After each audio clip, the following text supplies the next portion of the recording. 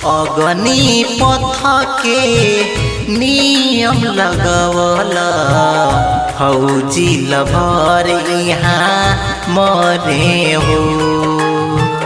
अग्नि पथ के नियम लगवला फौजी लभर यहाँ मरे हो। ए मोदी चाचा ई कतु कइला, ए मोदी चाचा ई कतु कइला, भरोसा न होता हो। अग्नि पथ के नियम लगवला फौजी लभर यहाँ मरे हो। अग्नि पथ के नियम लगवला फौजी लभर यहाँ मरे हो। अग्निपथ के स्वरूप में जौन युवा लोग विरोध करता बड़ा गलत चीज बा। का से कोनो चीज के हिंसा से अगर हम विरोध करें तो सरकार के पास बात ना पहुंच पाई। अगर विरोध करे के बाद तो अहिंसक तरीके से विरोध कर जाए तब जाके युवा लोग के ताकत सरकार के पास पहुंचे।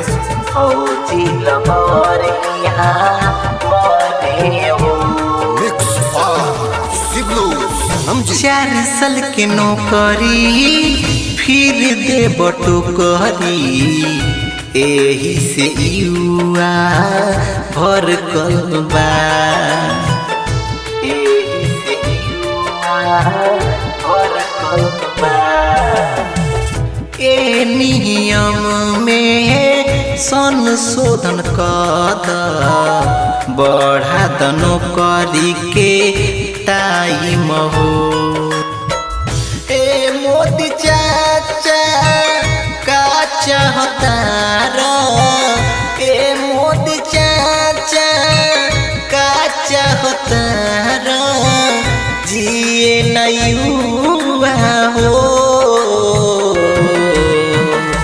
अग्नि पथ के नियम लियावला फौजी लभर यहाँ मरे हो। अग्नि पथ के नियम लियावला फौजी लभर यहाँ मरे हो। अग्निपथ के विरोध में कुछ युवा अपन जान तक दे देता।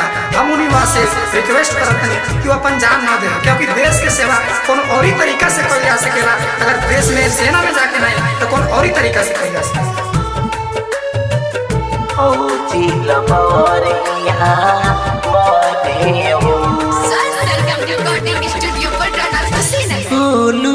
अब से तैयारी के जो हताड़े नौकरी हो, जो हताड़े नौकरी हो।